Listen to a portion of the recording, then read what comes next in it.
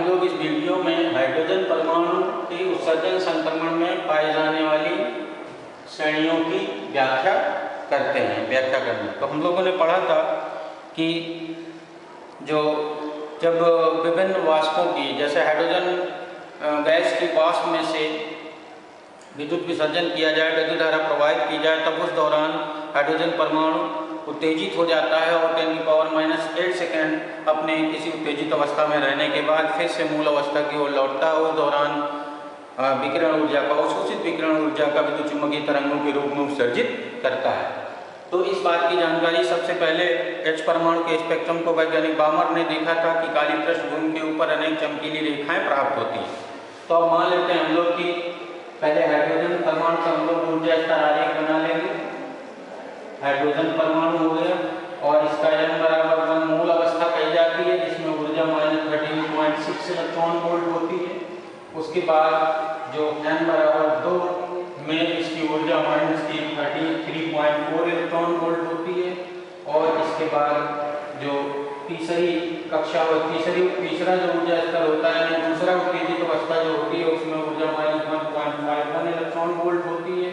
और इसके बाद जो n=4 में इसकी ऊर्जा -0.85 इलेक्ट्रॉन वोल्ट होती है। और इस प्रकार से और भी ऊर्जा स्तर होते हैं, n=5, n=6 पास में आते जाते हैं, n=6 और इसी तरह से और n=7 भी कह सकते हैं हम लोग, n=7 हो जाएगा। और एक आयनिक अवस्था होती है इसकी सबसे लास्ट, जहाँ n बराबर हम लोग इनफाइनाइट देखते हैं और ऊर्जा 0 इलेक्ट्रॉन वोल्ट। तो ये H परमाणु। अब H परमाणु की जो H परमाणु, अब यहाँ पर अगर हम इसको देखें कि इसमें जो H परमाणु है उसमें एक नाभिक में एक प्रोटॉन होता है और एक इलेक्ट्रॉन उसके चारों ओर कक्षा में चक्कर लगाता है। अब यह इलेक्ट्रॉन n=1 में कक्षा में चक्कर लगाता है सामान्यतः, यानी परमाणु अपनी मूल अवस्था में रहता है। ये H परमाणु है, H परमाणु। तो इन ऊर्जा स्तरों को हम लोग इस तरह से शो कर सकते हैं। तो आप मान लीजिए, अब ये दूसरी कक्षा में जब चक्कर लगाएगा तो कहा जाता है कि परमाणु दूसरे ऊर्जा स्तर में है, अर्थात पहली उत्तेजित अवस्था में चला गया, यानी यहाँ जाएगा। इसी तरह से हम लोग n=2 हो जाएगा ये, और ये आ जाएगा n=3 हो जाएगा। इसी तरह से n बराबर, या और पास में कर लेते हैं,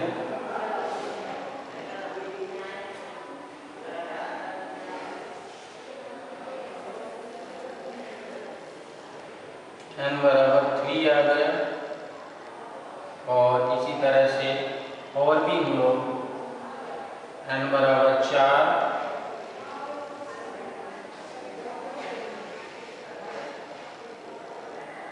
इसी तरह से n=5,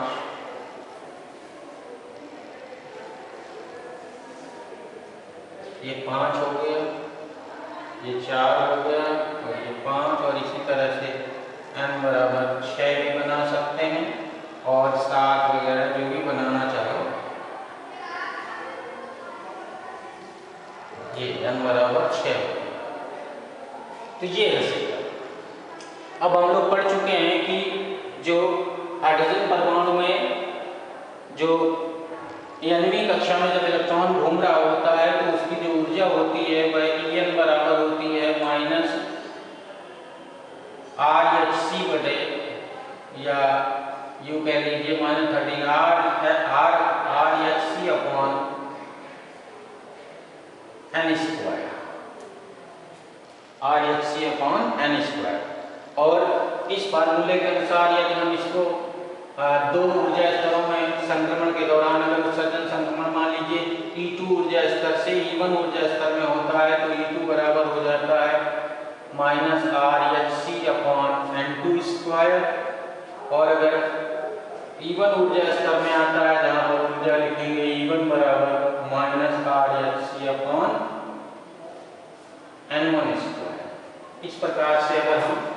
इसको शो करें। तो किन्हीं N2 ऊर्जा स्तर से N1 ऊर्जा स्तर के दौरान जो उत्सर्जित विकिरण ऊर्जा होगी उसकी ऊर्जा होगी E बराबर E2 माइनस E1।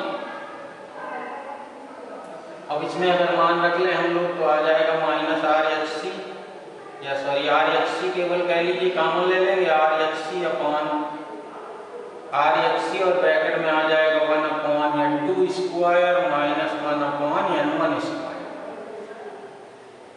और डेल्टा E की जगह पर अगर हम लोग hν लिख लें या hν और न्यू की जगह c बटे, तो hν लिख लें या hc बटे लैम्डा लिख लें तो यह आ जाएगा RHC अपॉन RHC ब्रैकेट में 1 upon N2 square minus 1 upon N1 square हो जाएगा। HC कट जाता है तो यहाँ पर 1 अपॉन लैम्डा बराबर आ जाता है R ब्रैकेट में 1 upon N2 square minus 1 upon N1 square, इस तरह से। तो इस सूत्र के आधार पर हम हाइड्रोजन परमाणु में पाई जाने वाली विभिन्न श्रेणियों की व्याख्या कर सकते हैं। तो सबसे पहले हम लोग लाइमन श्रेणी की व्याख्या करते हैं। तो लाइमन श्रेणी कब प्राप्त होती है? तो सबसे पहले हम लोग लाइमन श्रेणी की व्याख्या करते हैं। तो नंबर 1 लाइमन श्रेणी।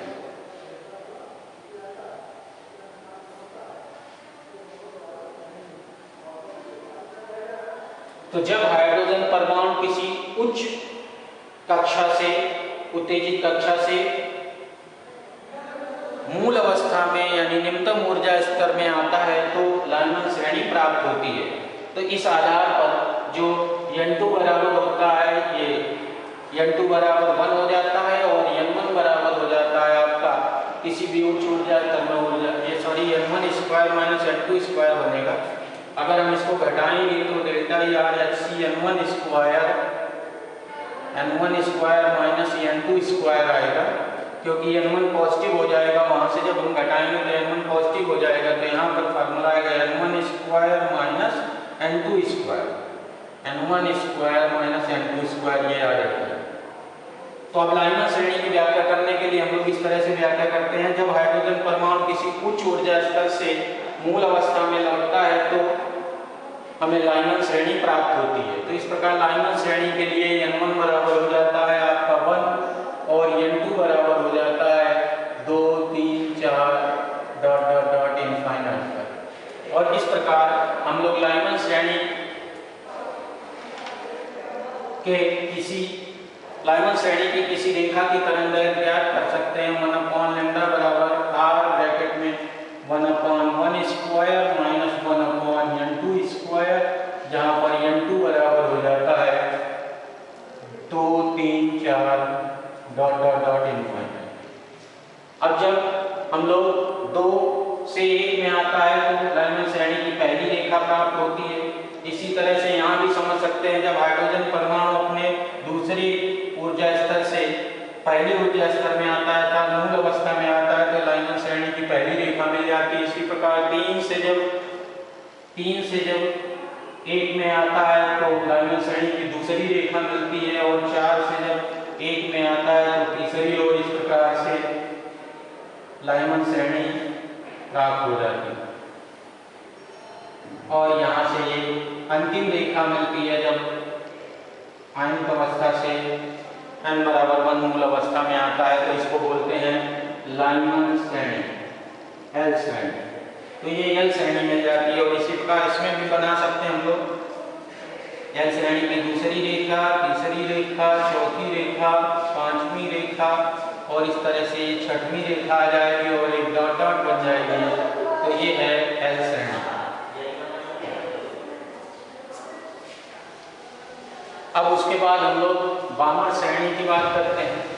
तो ये लाइमन श्रेणी की व्याख्या हो गई। अब बामर श्रेणी की व्याख्या करते हैं। बामर श्रेणी, तो बामर श्रेणी की व्याख्या जब हाइड्रोजन परमाणु किसी उच्च ऊर्जा स्तर से तो प्रथम उत्तेजित अवस्था में आता है अर्थात N बराबर 2 ऊर्जा स्तर में आता है तो बामर श्रेणी प्राप्त होती है। तो यहाँ से यहाँ बामर श्रेणी बना देंगे हम लोग। वामन श्रेणी की पहली रेखा, और ये दूसरी हो जाएगी, ये तीसरी रेखा मिल जाएगी, ये चौथी रेखा मिल जाएगी, ये पांचवी रेखा मिल जाएगी, और ये अंतिम रेखा मिल जाएगी वामन श्रेणी की, वामन श्रेणी। तो इस प्रकार वामन श्रेणी के लिए जो फार्मूला होता है 1/λ बराबर वह होता है r ब्रैकेट में 2 में आना, यानी 1/2 स्क्वायर माइनस 1/n2 स्क्वायर, जहाँ पर n2 बराबर हो जाता है 3, 4, इसके आगे 2 के आगे 3, 4, 5, 6 डॉट डॉट डॉट इनफाइनाइट। तो इस तरह से जब हाइड्रोजन परमाणु किसी उच्च उत्तेजित अवस्था से पहली उत्तेजित अवस्था में लौटता है, अर्थात n बराबर 2 में लौटता है, तो हमें वामन श्रेणी प्राप्त होती है। तो इस तरह से हम लोग यहाँ पर वामन श्रेणी, और ये डॉट डॉट रेखा हो जाएगी, ये वामन श्रेणी हो जाएगी, वामन श्रेणी। इसी तरह से हम लोग पाश्चन श्रेणी की व्याख्या करेंगे। तीसरी जो श्रेणी है उसकी व्याख्या करेंगे। तीसरी पाश्चन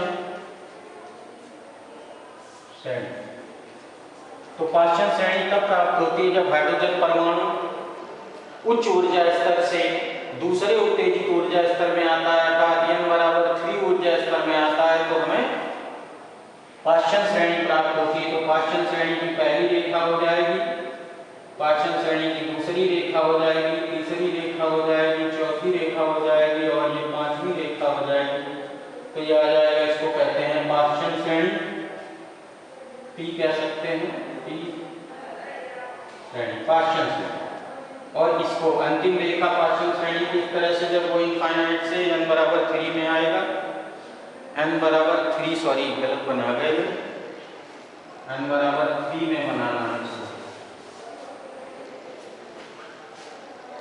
n बराबर 3 में 1, 2, 3, 4, और ये अंतिम रेखा हो जाएगी, इसको बोलेंगे पाश्चन श्रेणी। n बराबर 3 यानी दूसरे जब उत्तेजित अवस्था में आता है, तो इसके लिए जो फार्मूला होता है 1/λ बराबर r ब्रैकेट में 1/3 स्क्वायर माइनस 1/n2 स्क्वायर, जहाँ पर n2 बराबर हो जाता है 4, 5, 6, 7 डॉट डॉट डॉट इनफाइनाइट। और इसमें हम लोग 4, 5, 6, 7 यहाँ रखकर पाश्चन श्रेणी की पहली, दूसरी, तीसरी और अंतिम रेखा n बराबर अनंत रखकर अंतिम श्रेणी की रेखा की तरंगदैर्घ्य की गणना इस फार्मूले से कर लेते हैं। तो ये पाश्चन श्रेणी हुई। अब यहाँ बनाना पाश्चन श्रेणी, तो यहाँ पर तीसरे में आएगा, ये दूसरा है, ये लाइमन वामन श्रेणी हो गई, और पाश्चन श्रेणी आपकी n बराबर 3 ये बनेगा, यहाँ पर n बराबर 2 हो गया, n बराबर 3।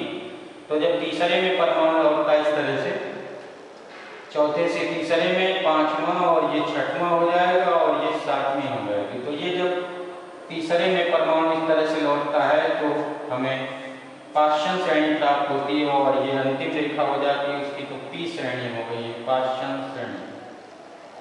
लाइमन श्रेणी, वामन श्रेणी, पाश्चन श्रेणी। अब आते हैं ब्रैकेट श्रेणी। तो ब्रैकेट श्रेणी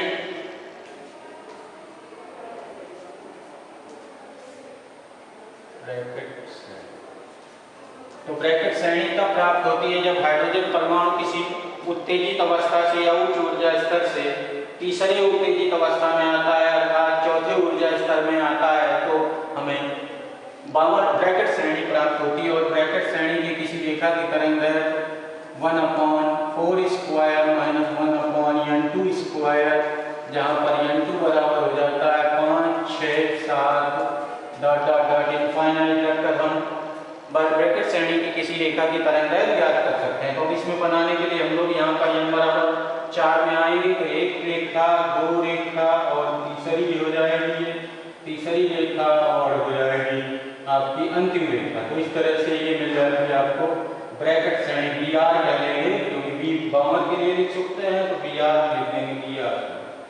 तो इस तरह से हम लोग ब्रैकेट श्रेणी को बना सकते हैं। अब इसी में और आगे श्रेणियों को बनाने के लिए ऊपर ले लेंगे। तो ये हो गया आपका ब्रैकेट श्रेणी। अब आते हैं फुंड श्रेणी।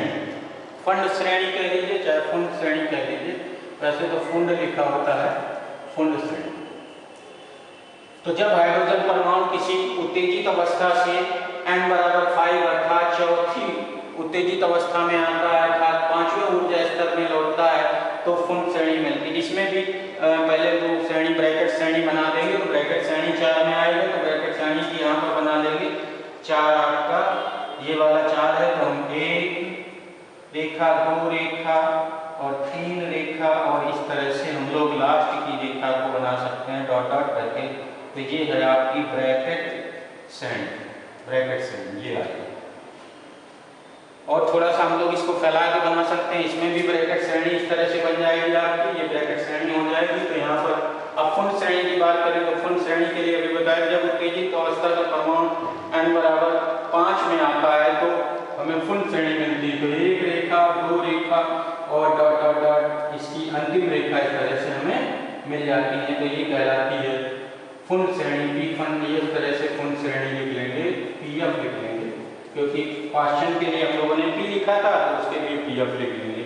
तो फुंड श्रेणी की किसी रेखा की तरंगदैर्घ्य हम लोग 1/λ बराबर r ब्रैकेट में 1/5 का स्क्वायर माइनस 1/n2 स्क्वायर, जहाँ पर n2 बराबर 6 7 8 डॉट डॉट करके इनफाइनाइट तक ज्ञात कर सकते हैं।